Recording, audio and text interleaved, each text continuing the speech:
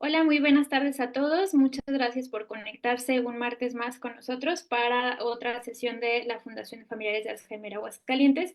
En este que es el mes de septiembre, mes de toma de conciencia sobre la enfermedad de Alzheimer, el Día Mundial fue el día 21, y justo estamos empezando la semana de también toma de conciencia sobre la demencia frontotemporal, la segunda demencia neurodegenerativa más frecuente y la más frecuente en menores de 65 años.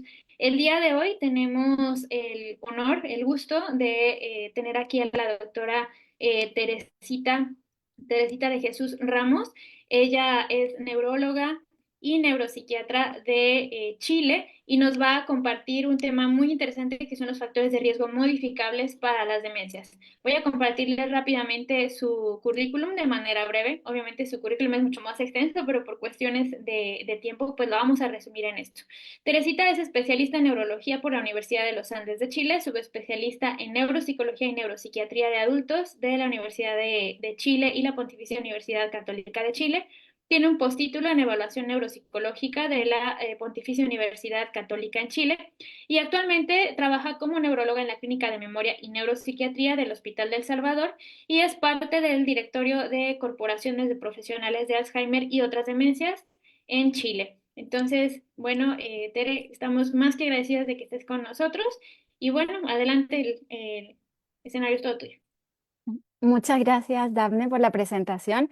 Para mí es un motivo de mucha alegría poder estar acá, no solamente porque estamos en el mes en el que conmemoramos y recordamos a las personas que tienen enfermedad de Alzheimer y otros tipos de demencia, sino también porque he tenido la oportunidad de seguir a través de las redes sociales y de la información que nos comparte Dafne, de las actividades que hace la asociación, la Fundación de Familiares para personas con demencias de Aguascalientes, que es una actividad realmente notable y destacable, y me alegra mucho hacer parte de esto.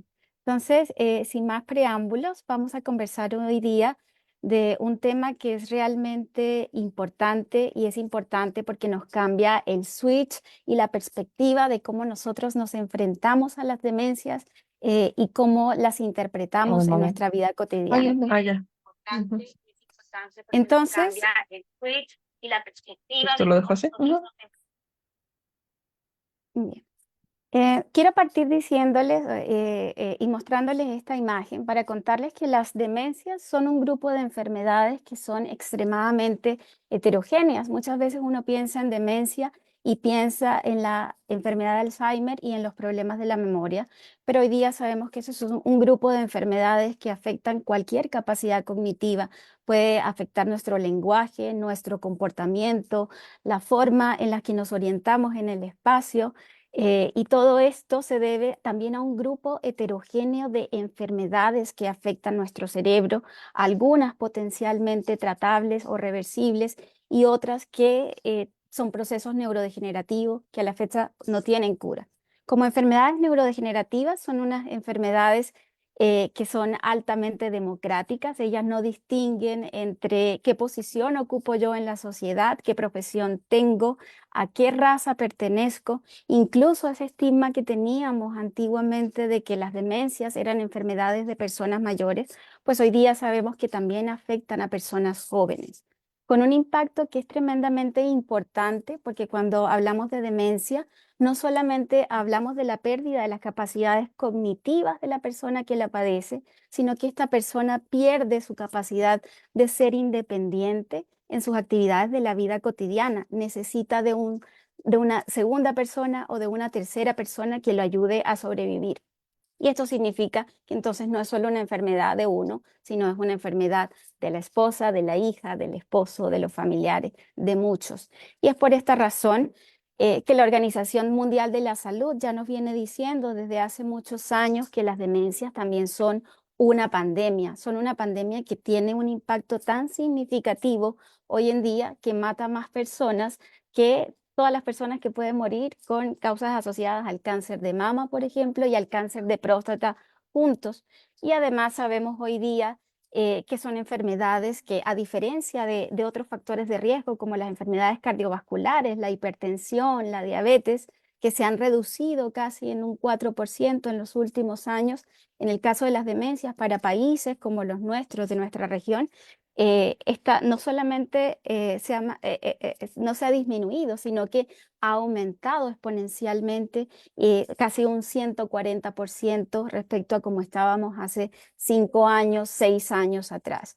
El tema con esto es que son enfermedades que efectivamente pueden ser más prevalentes en las poblaciones mayores, en las personas mayores, y entonces vemos aquí que con el aumento de la expectativa de vida, si de los que estamos aquí escuchando la charla o conversando, esperamos vivir hasta los 70, hasta los 80 años, nuestra probabilidad de tener estas enfermedades neurodegenerativas va a ser mucho mayor. De hecho, se espera que más o menos para el 2050 estas cifras que tenemos hoy día se tripliquen.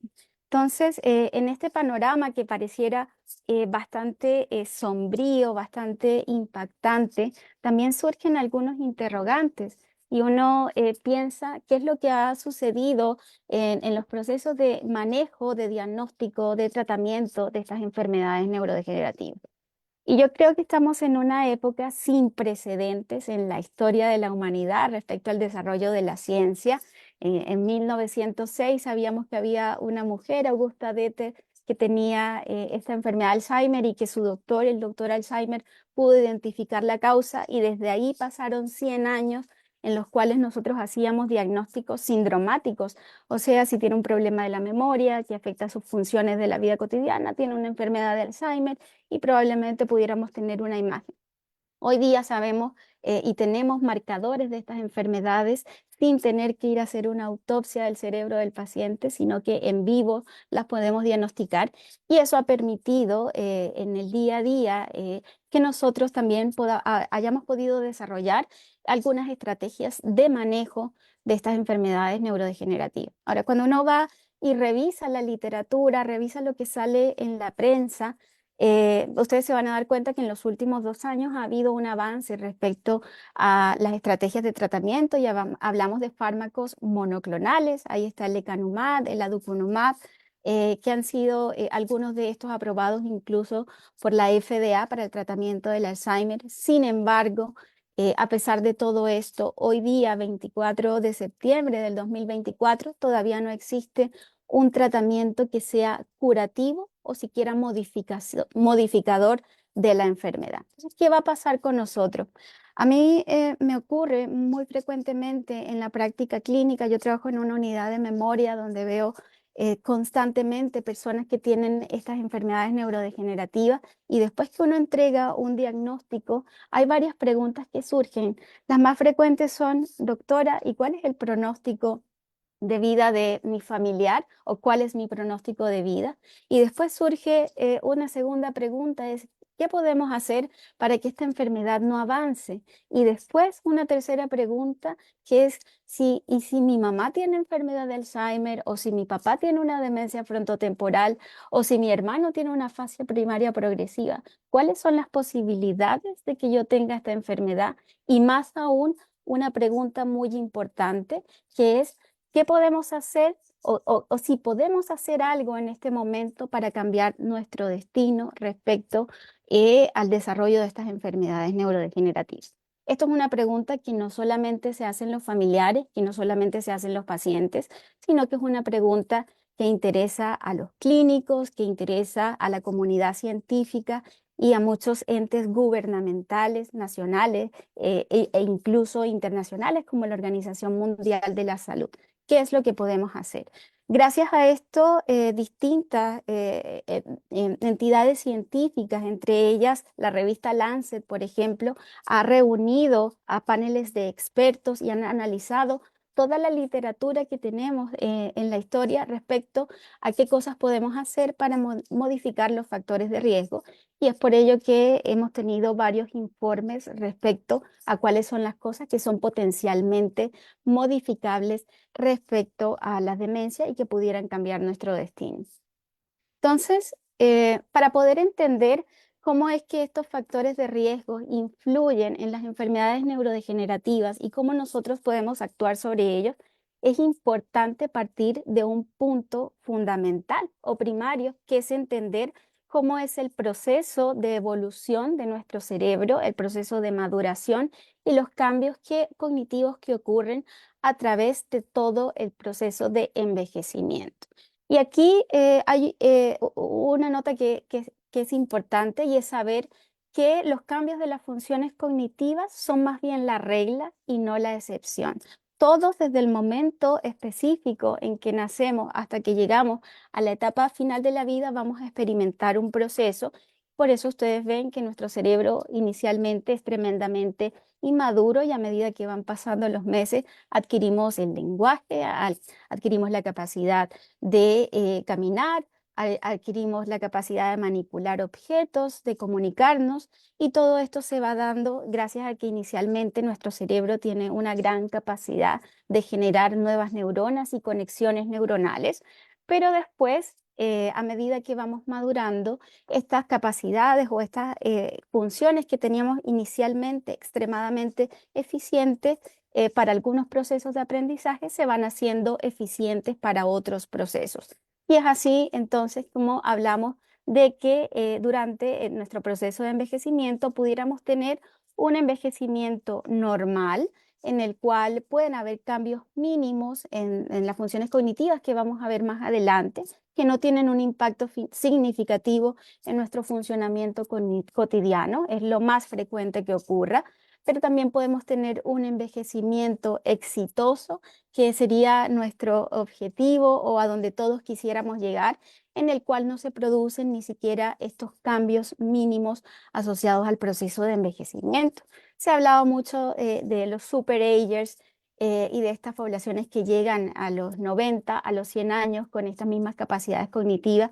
Y lo que sabemos hoy de ello es que probablemente existe una predisposición genética, pero también está asociado a la reserva cognitiva y a la exposición de múltiples factores ambientales. Y finalmente, como parte no del proceso normal, está el envejecimiento patológico en el cual se producen cambios cognitivos que van mucho más allá de lo que uno esperaría para la edad de la persona o para su nivel educativo y que pueden traducirse en un deterioro cognitivo leve o en una demencia y que habitualmente tienen una causa subyacente que es una enfermedad neurodegenerativa.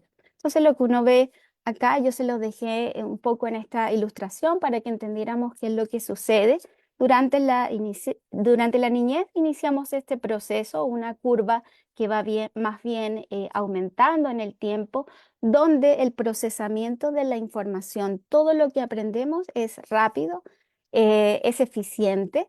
Y después, cuando llegamos más o menos a la edad de los 40 años, hacemos una meseta y ahí empieza una disminución de este procesamiento de la información desde el punto de vista cognitivo. Entonces, ocurre que nos cuesta un poco, por ejemplo, un poco más tomar una decisión rápidamente, o puede ocurrir que en una conversación yo no encuentre la palabra específica o que no pueda hacer dos tareas de forma simultánea como lo hacía antes. Sin embargo, hoy día sabemos que además de estos procesos o velocidades de procesamiento de la información que todos tenemos, también existe un conocimiento cristalizado, que es toda esta sabiduría de la vida que vamos acumulando desde la niñez, y esto no tiene por qué cambiar durante nuestro proceso de envejecimiento, incluso puede seguir creciendo y es ahí donde se hace la apuesta respecto a la reserva cognitiva.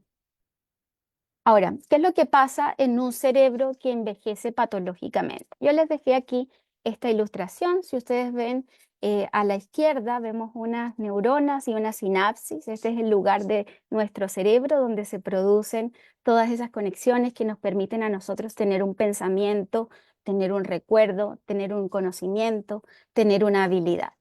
Habitualmente nuestro cerebro tiene distintos procesos que son metabólicos, que pueden darse cuando nosotros nos enfrentamos a noxas ambientales, por ejemplo, el no dormir bien, no alimentarse bien, no hacer ejercicio, tener alguna enfermedad crónica, haberse golpeado la cabeza y perdido la conciencia o tener múltiples traumatismos craneoencefálicos.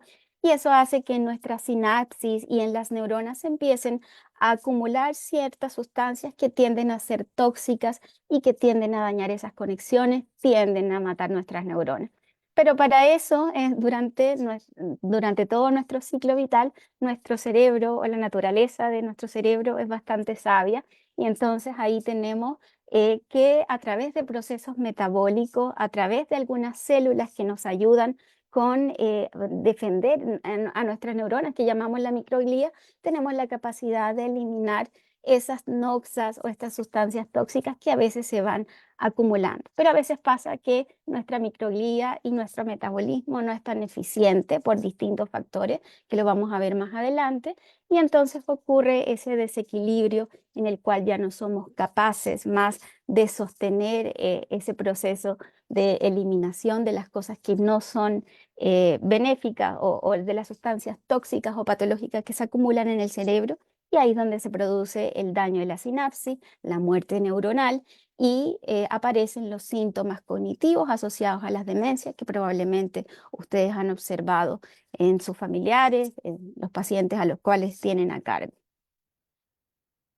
Ahora, nosotros para explicar un poco qué es lo que pasa durante este proceso de envejecimiento normal y envejecimiento patológico, en la unidad de memoria hemos tratado de explicarlo de esta manera, ¿no? Tenemos una teoría que es la teoría de la pelota de fútbol. Entonces uno durante la vida recibe esta pelota de fútbol, que es nuestro cerebro. Alguna viene con muy buenos materiales, otra no viene con tantos materiales buenos que uno llama factores intrínsecos como la genética, como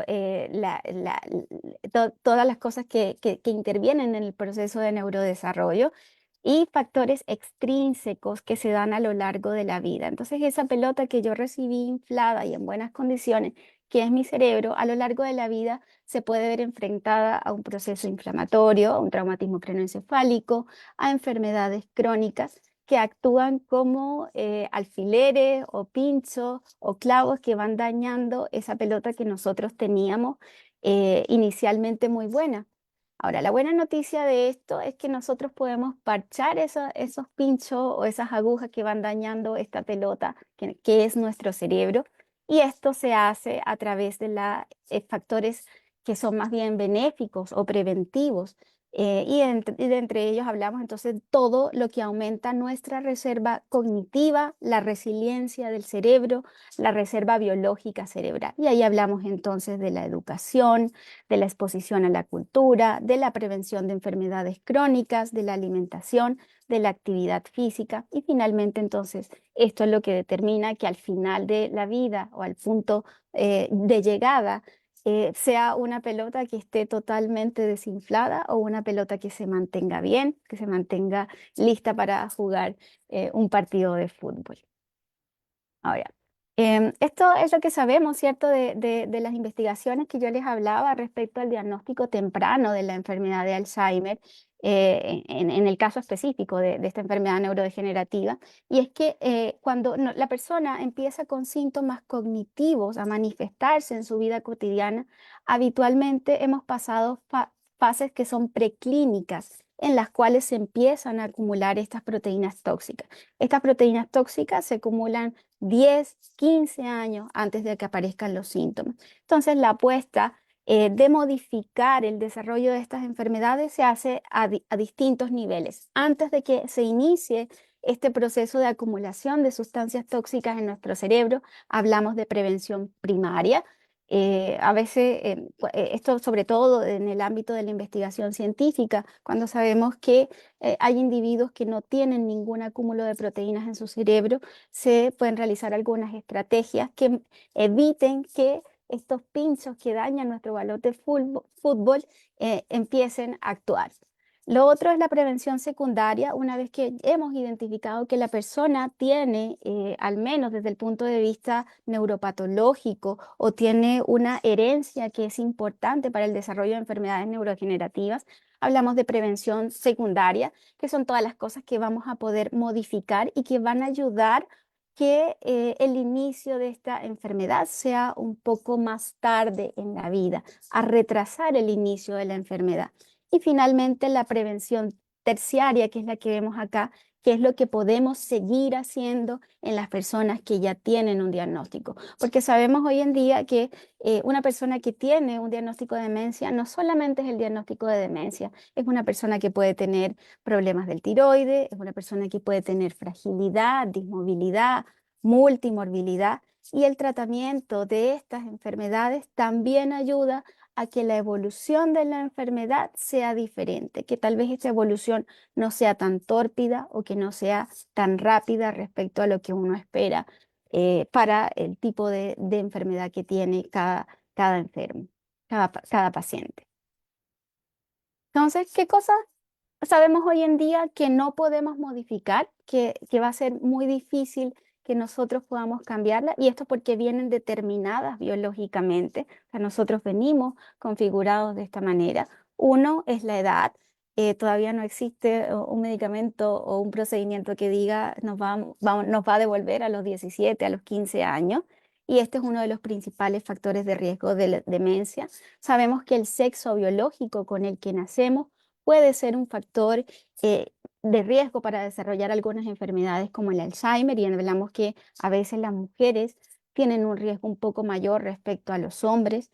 Y esto está determinado, se ha hablado también de la carga hormonal, de los estrógenos, pero también de la privación social y el pobre acceso que tenían o que tienen las mujeres en algunos sectores de la sociedad a la educación y a la exposición cultural.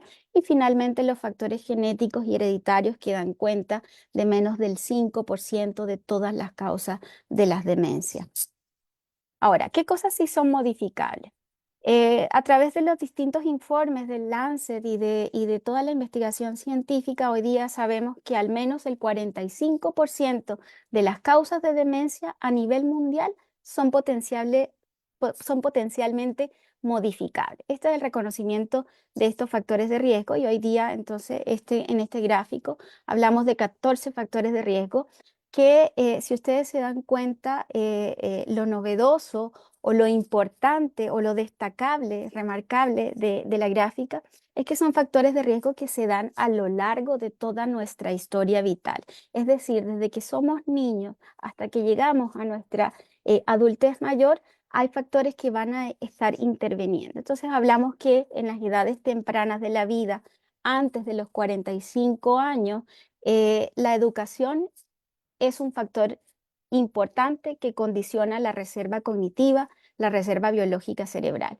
Esto, el riesgo de las personas que tienen un bajo nivel educativo, baja exposición cultural, una baja actividad intelectual es del 5% mayor del resto de las personas que no tienen o que sí han tenido una buena exposición a una educación o a una exposición cultural importante. Entonces ya tenemos una cosa que se puede modificar y que se puede modificar desde la intervención externa, en el caso de los niños de nuestros padres, cuando nosotros somos adultos, nosotros mismos podemos promover los procesos de aprendizaje, de hacer actividades que sean significativas.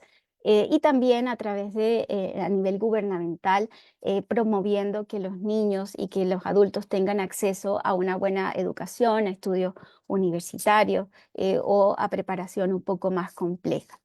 Ya en las etapas intermedias de la vida, y estamos hablando ya esto entre los 45 y los 65 años, ustedes se van a dar cuenta de que existen varios factores de riesgo que están asociados principalmente a las enfermedades cardiovasculares, pero también otros factores de riesgo que son importantes de destacar.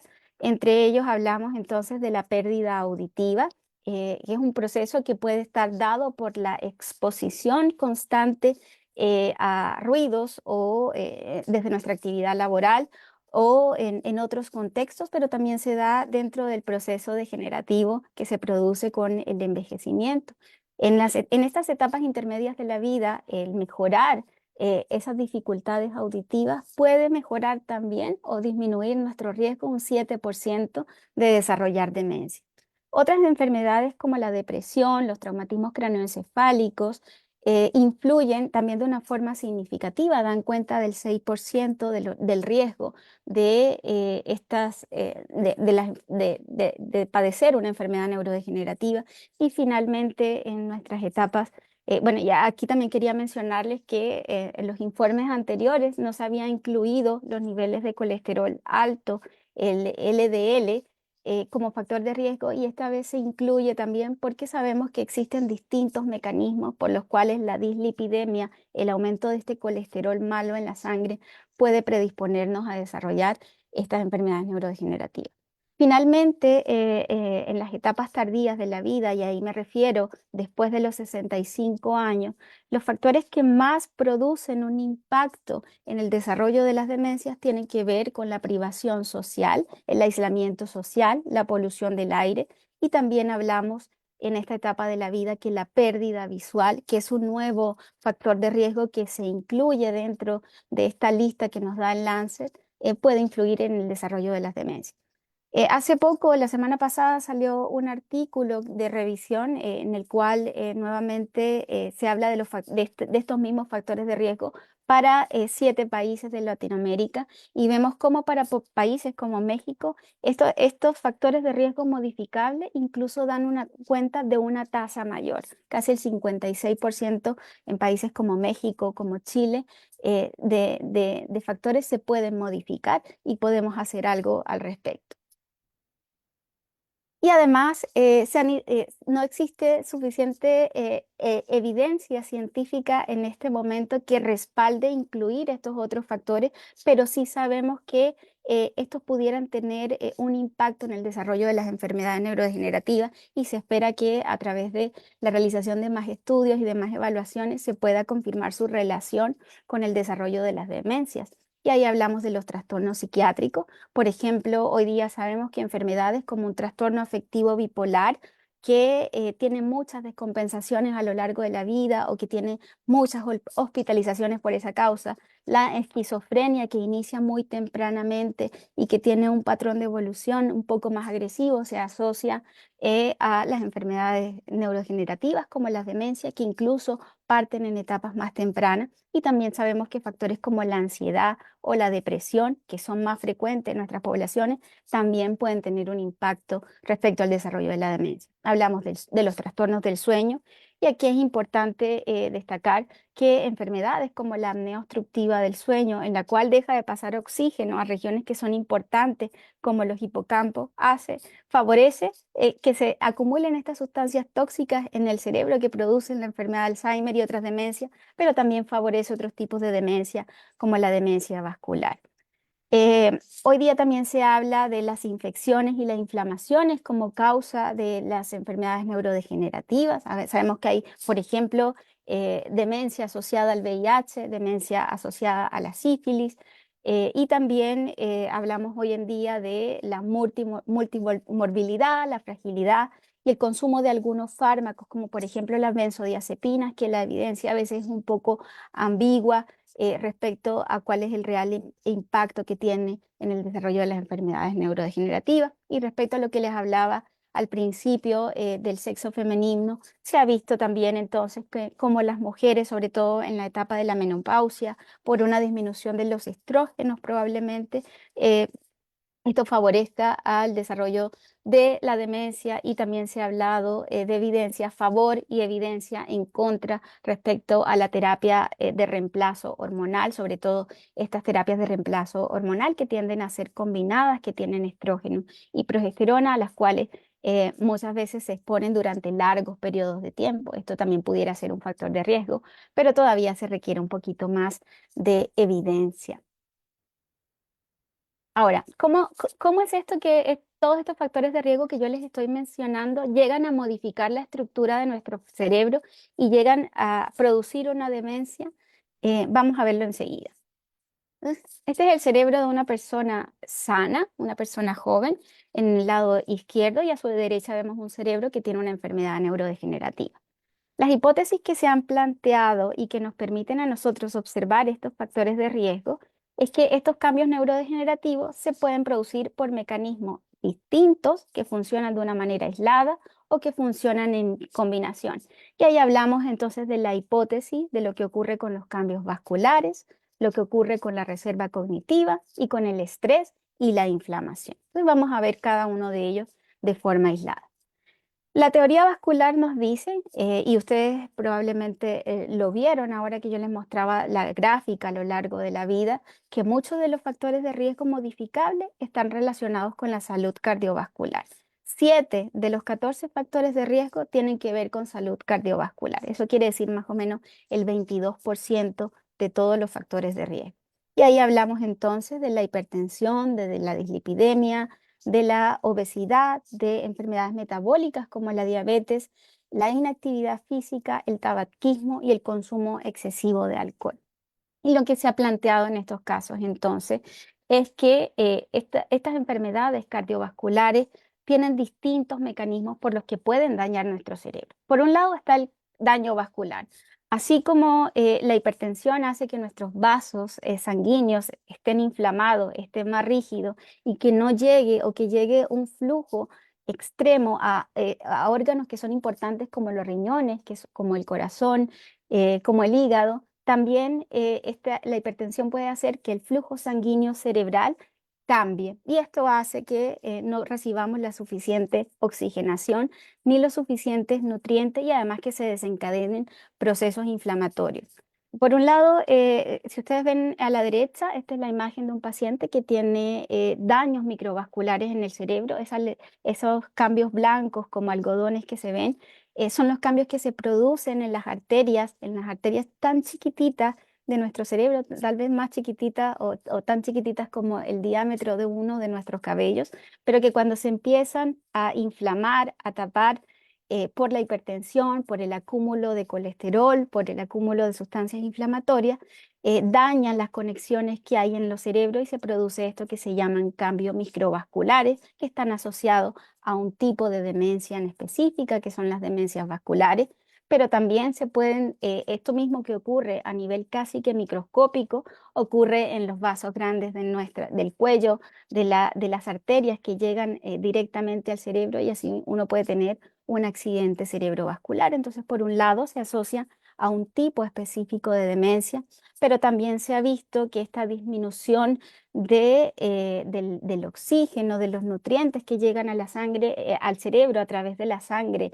y la circulación, pueden favorecer que en nuestro cerebro se empiecen a desarrollar todas estas sustancias tóxicas que producen los distintos tipos de demencia. Entonces, produce una causa de demencia en específico, pero también se asocia a que se desencadenen otros procesos neurodegenerativos. Entonces, hablamos de que puede haber una toxicidad directa a las neuronas. Si ustedes se fijan, el corazón está muy cerca del cerebro, que es casi que uno de los órganos más cercanos, y nuestro cerebro que recibe ese flujo sanguíneo que viene del corazón, ocupa casi que la mayor cantidad, es el órgano de nuestro cuerpo que ocupa la mayor cantidad de energía, la mayor cantidad de glucosa, es el órgano de nuestro cuerpo que más oxígeno gasta. Y entonces sí, no tenemos la capacidad, no solamente nuestro cerebro no va a funcionar bien, sino que a través de este sistema de la circulación sanguínea ocurre que nosotros eliminamos todas estas sustancias de desecho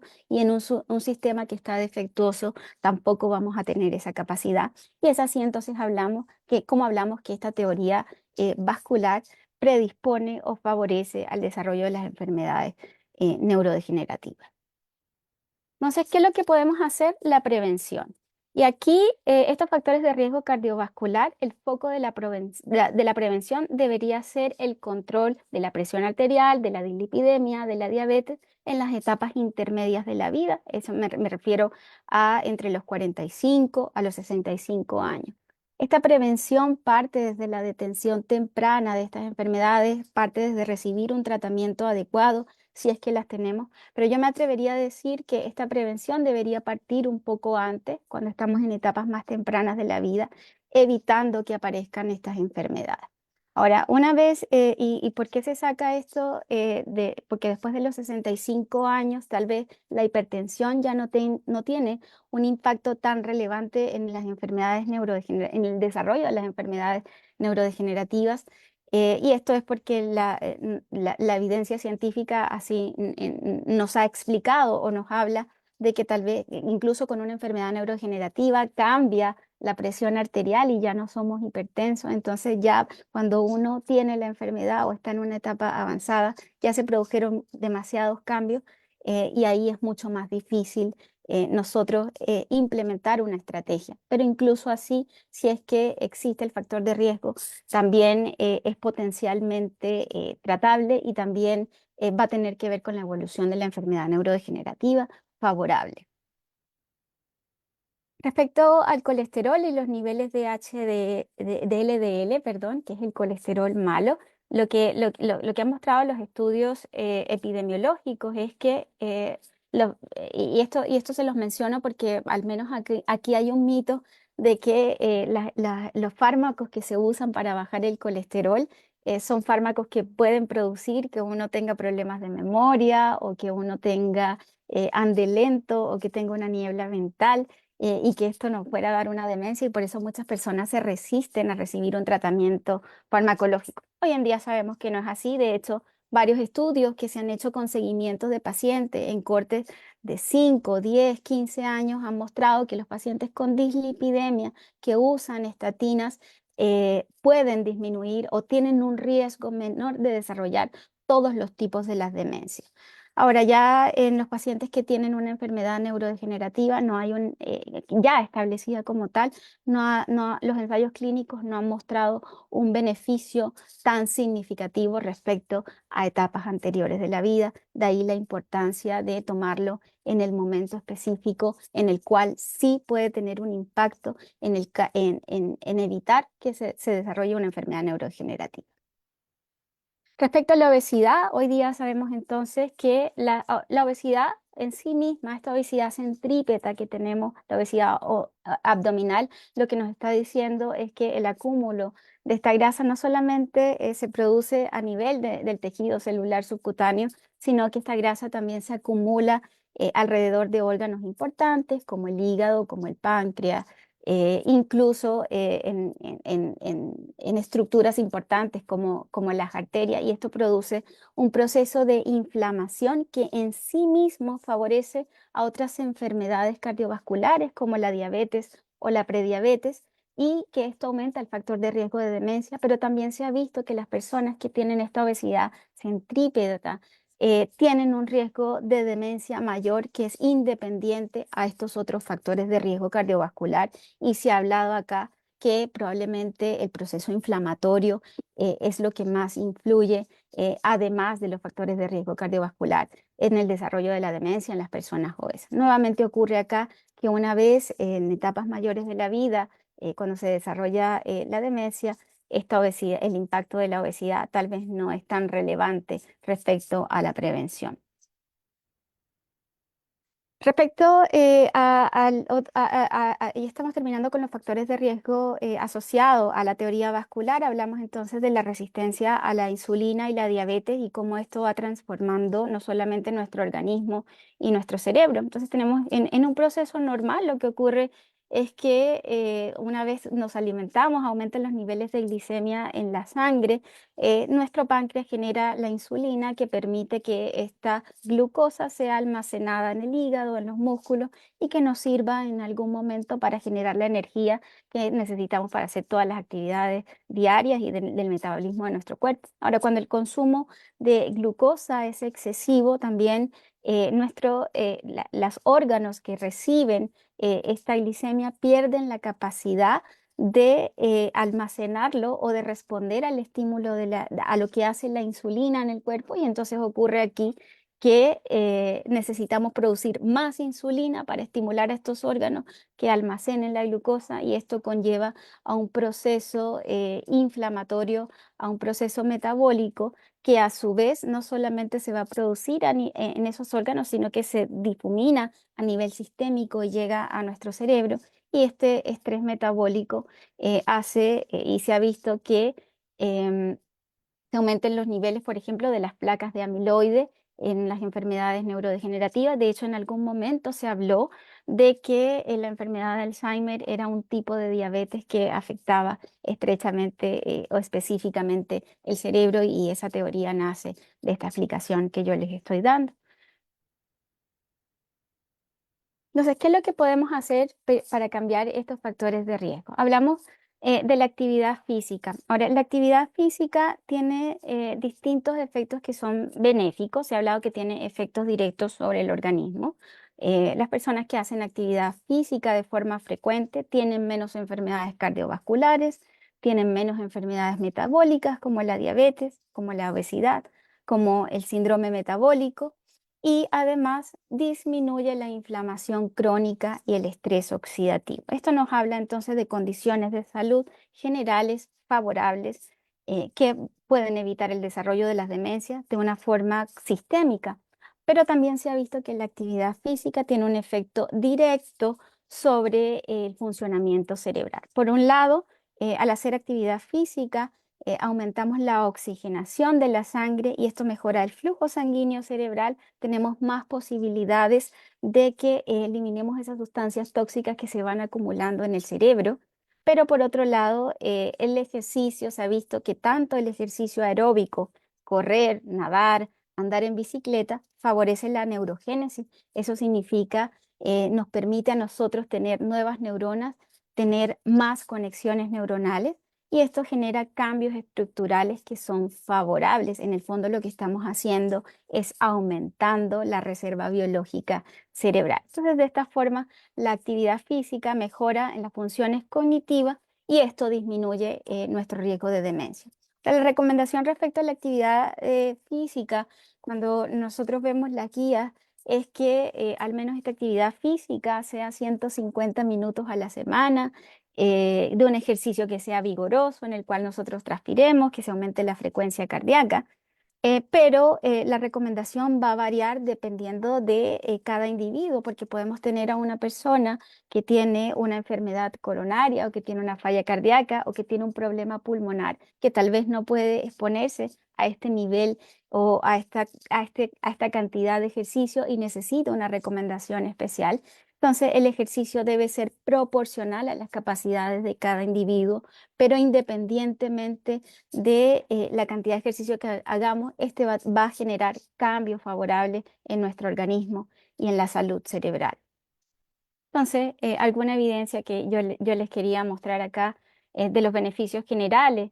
Se ha visto en distintos estudios de cortes de pacientes que se siguen durante varios años que dentro de los beneficios generales tenemos que puede reducir hasta el 50% de las enfermedades cardiovasculares, el 25% de tener un ataque o un accidente cerebrovascular, el 30% de tener diabetes, reduce el riesgo de tener depresión, y los beneficios sobre la cognición. Se ha visto que hasta el 34% de las personas que hacen deporte reducen el riesgo del inicio del deterioro cognitivo.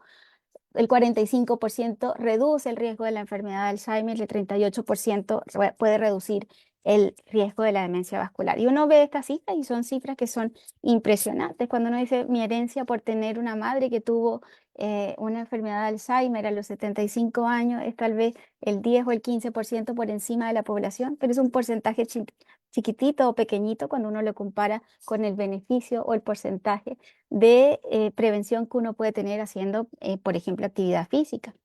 De lo otro que se ha hablado es de la dieta y de la alimentación. Y aquí yo quisiera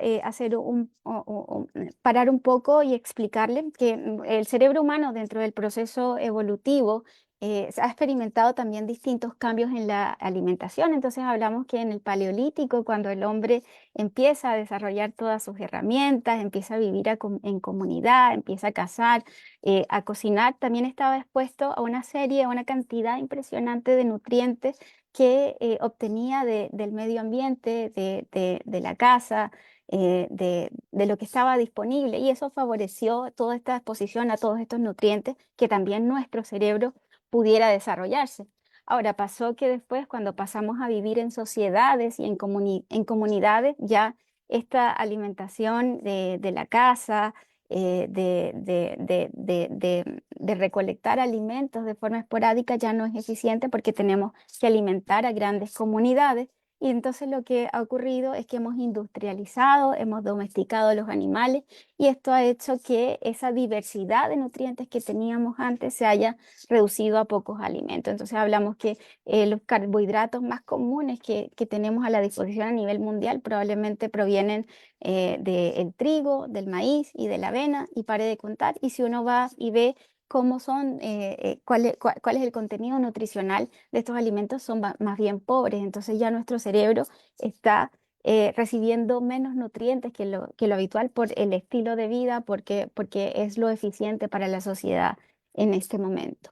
Entonces, y además de eso, ha ocurrido que a través, y lo vemos en la dieta occidental, que la facilidad, la rapidez de tener el acceso a ciertos alimentos hace que nosotros estemos más expuestos a sustancias que son tóxicas para la salud, como los ácidos grasos poliinsaturados que están en los alimentos que son ultraprocesados, en los alimentos que vienen en conservas, en los carbohidratos también refinados, con lo que vemos en la bollería, en los pasteles, en todas esas cosas ricas que nos gustan.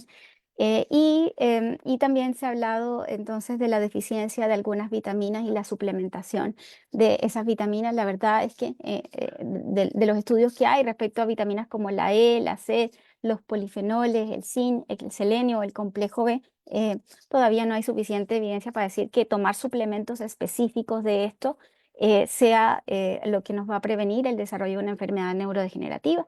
Y entonces la recomendación acá es que nuestra dieta sea variada, rica en nutrientes que sí favorecen la salud cerebral. Y se ha hablado de la dieta mediterránea. La dieta mediterránea no en sí misma no va a evitar que a uno le dé que uno le dé demencia, sino que evita todos esos factores de riesgo cardiovasculares. Y si uno va a ver qué es lo que tiene la dieta mediterránea, nos habla de que nos alimentemos, que nuestro régimen nutricional sea rico en una dieta basada en plantas, frutas, verduras, nueces, legumbres, granos enteros, reemplazar, por ejemplo, la mantequilla y las grasas procesadas por el aceite de oliva, disminuir o limitar el consumo de carnes rojas a pocas veces al mes y todo lo contrario, aumentar el consumo de pescado al menos 2 veces por semana, porque sabemos que tienen esos ácidos grasos que son benéficos para la salud cerebral.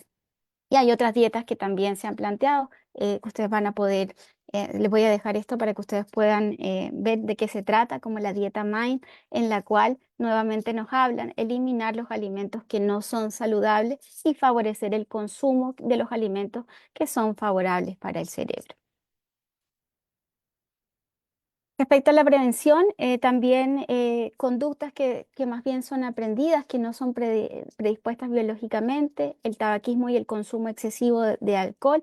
El foco de la prevención acá nuevamente está entre los 45 y los 65 años, en las etapas intermedias de la vida. Y su cesación, incluso en etapas mayores, ha mostrado un beneficio sobre la salud cerebral. Ahora vamos a pasar ya a la parte final. Vamos a hablar de la teoría de la reserva cognitiva como parte de los factores que son potencialmente modificables de la demencia. Entonces yo se los quise ilustrar de esta manera. La reserva cognitiva tiene que ver con todos los procesos de aprendizaje, las conexiones neuronales que uno tiene y también la reserva biológica.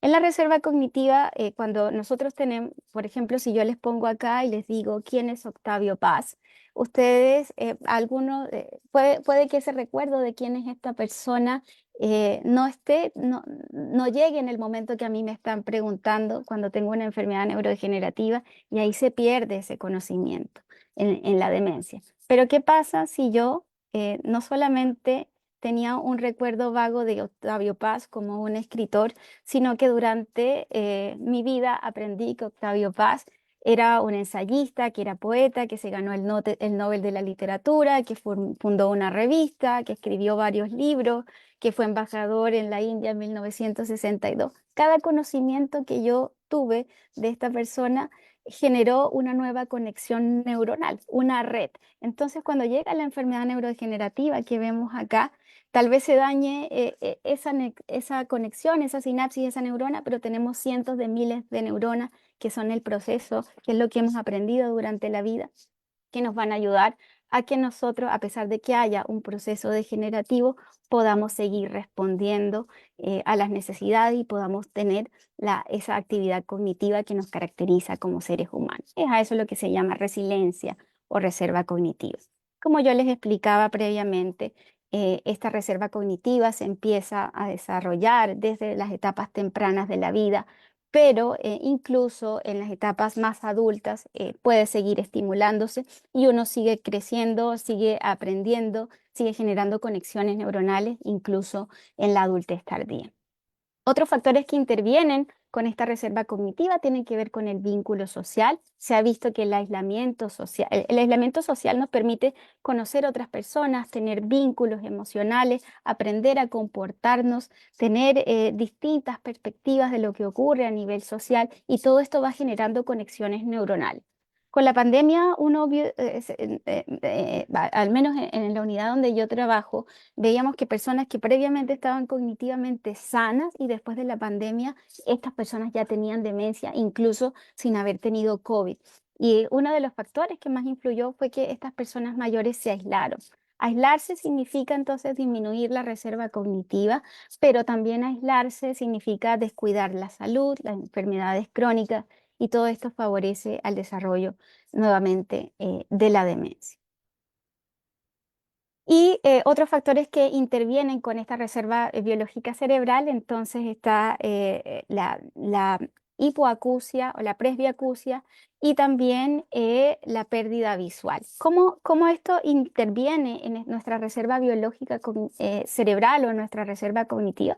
Porque cuando tenemos un problema en el cual no podemos escuchar bien, lo que hace nuestro cerebro, por un lado, es que nos desconectamos. Entonces, si yo no escucho, tal vez no puedo recordar una información que nunca percibí, y me desconecto del entorno, pero también se ha visto que en las personas que tienen hipoacusia, el cerebro empieza a utilizar de una forma exagerada los recursos metabólicos, los recursos energéticos, las conexiones neuronales en suplir esa necesidad que tenemos porque no estamos escuchando, y se empiezan a degenerar o dañar otros sistemas en el cerebro, y finalmente esto es lo que produce o lo que aumenta el riesgo de la demencia. Por eso es importante que en etapas tempranas de la vida, si uno tiene hipoacusia, se evalúe y se trate.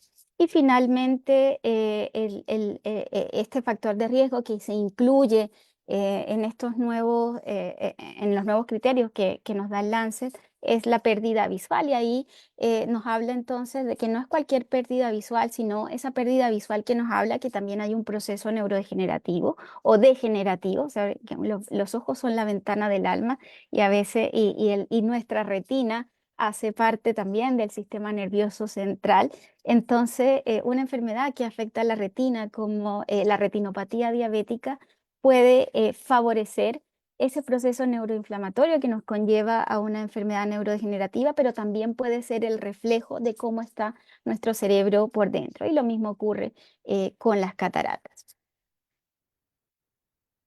Y finalmente, entonces, la teoría del estrés y la neuroinflamación como factores de riesgo para las enfermedades neurodegenerativas. Y ese estrés crónico, yo me refiero no solamente al estrés emocional, sino también al estrés físico. Antiguamente, o también en la época prehistórica, lo que ocurría era que en nuestro cerebro, cuando nos enfrentábamos a un estímulo que era potencialmente lesivo para nosotros, daba una respuesta de huida, y esto se hacía aumentando nuestros niveles de adrenalina, nuestros niveles de cortisol en el organismo, y eso nos salvaba la vida. Si venía un depredador en la tarde, nosotros respondíamos rápidamente y huíamos. El tema es que hoy día no existen esos depredadores, no va a venir un animal salvaje a hacernos daño. Sin embargo, hay algunos estímulos que nos siguen despertando ese cerebro primitivo que produce adrenalina, que produce cortisol, y que puede ser benéfico en algunos momentos específicos, porque yo puedo reaccionar a una situación en particular, pero cuando este estrés es sostenido, nuevamente se desequilibra el sistema, y esta respuesta inflamatoria está asociada a disminución del volumen cerebral y también al desarrollo de neuropatología relacionada con enfermedades neurodegenerativas. Y es así entonces como todos estos factores de riesgo intervienen y en la producción o en la prevención de las enfermedades neurodegenerativas. Como recomendaciones finales, ¿cuáles son las estrategias que nosotros podemos tener de prevención y del estilo de vida de forma individual? ¿Qué es lo que yo puedo hacer como persona o qué es lo que yo puedo hacer como cuidador? Primero que todo, mantener el contacto social, realizar actividades de aprendizaje y de estimulación cognitiva, mantener la actividad física, procurar una buena alimentación, hacerse cargo de las enfermedades crónicas, y eso incluye las enfermedades de salud mental. Y a nivel más general o gubernamental o estatal, mejorar el acceso a la educación, favorecer los estilos de vida saludables y las estrategias de prevención, y también generar políticas públicas que nos permitan mejorar la calidad del aire.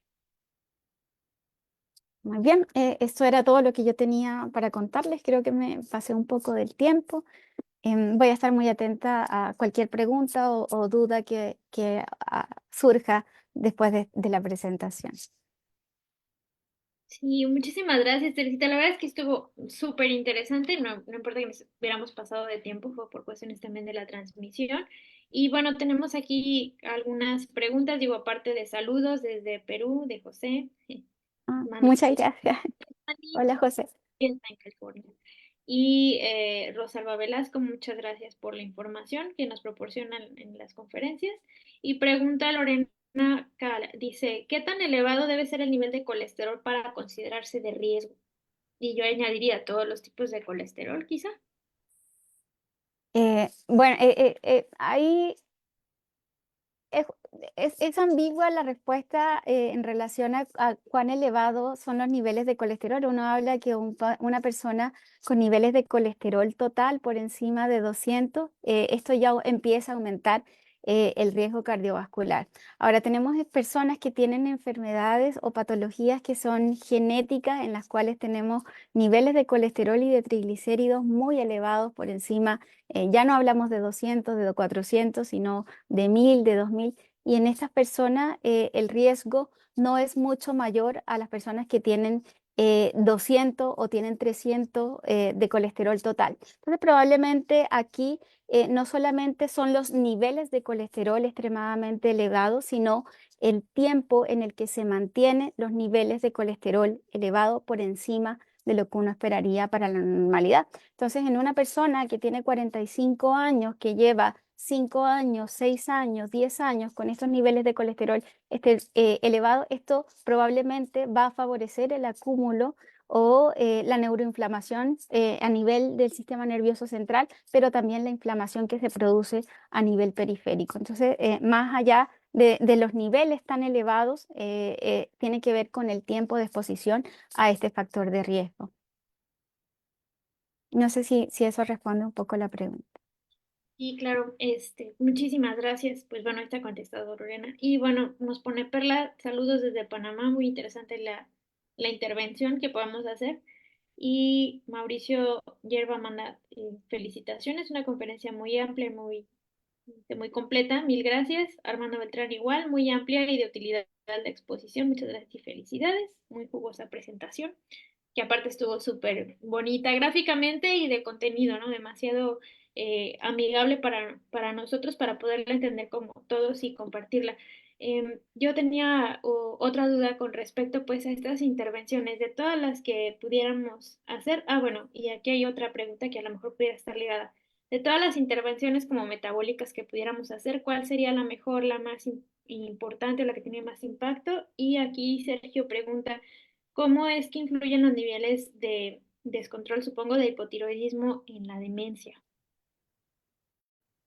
Ok, bueno, yo creo, lo que se ha visto respecto a y la evidencia científica, lo que nos dice hoy en día, no es que una intervención en específico es como, por ejemplo, si yo solamente hago deporte, pero en mi vida cotidiana no tengo un buen régimen de alimentación o no duermo bien o estoy estresada, esa intervención específicamente tiene un impacto, pero tal vez el impacto no sea tan significativo cuando uno hace estas intervenciones desde el punto de vista multimodal. Entonces, la intervención más importante que uno tiene que hacer es el estilo de vida que incluye todo esto, una alimentación saludable, hacer actividad física, dormir bien, si tenemos enfermedades crónicas, identificarlas y tratarlas oportunamente. Y eso en combinación con hacer actividades que aumenten nuestra reserva cognitiva es lo que finalmente va a disminuir de una forma global el riesgo de tener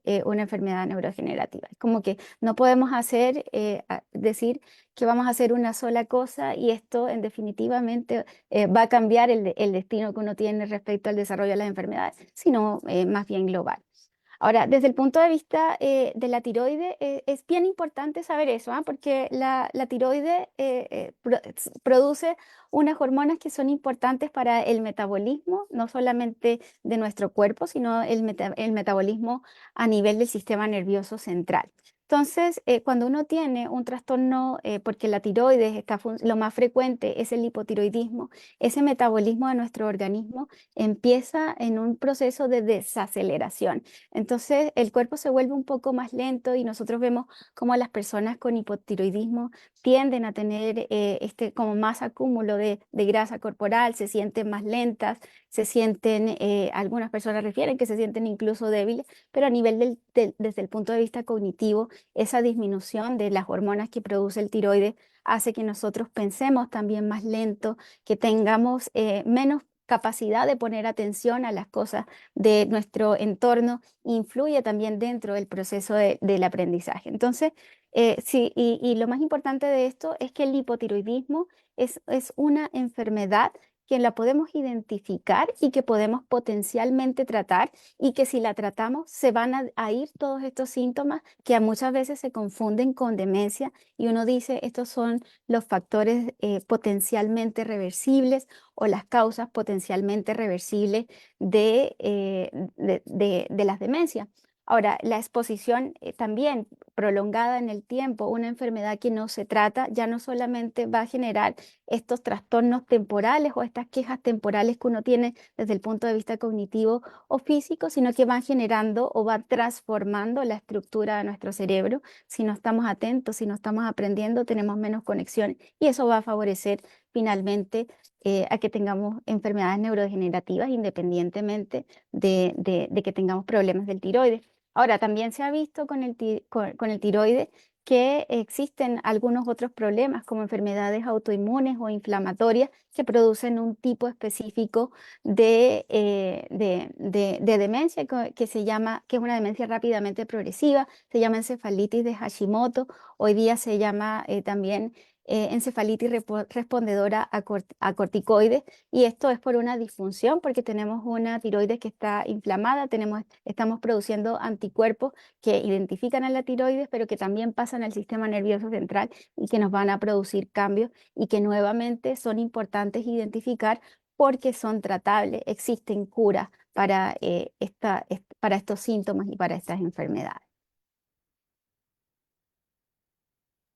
Muchísimas gracias, súper amplia la información sobre las enfermedades tiroideas y pues también recalcar que incluso pues puede haber personas que ya tienen el diagnóstico de una enfermedad tiroidea y aparte de eso tener deterioro cognitivo independientemente de que estén controlados, o sea, son enfermedades que pueden estar como en un mismo escenario, entonces pues eso también es importante porque las personas que viven con demencia también pueden llegar a tener más problemas para el apego al tratamiento y pues recordar que específicamente en esta entidad, pues sí es bien necesario, por ejemplo, dar el seguimiento pues con estudios de sangre, vaya, o sea, no es tan fácil checar cómo vamos controlados, salvo menos que estén muy, muy descontrolados, sí son como muy necesarios los biomarcadores de sangre, entonces no son entidades que pudieran no estar presentes en personas con demencia, las pueden tener y igual hay que darles como el seguimiento.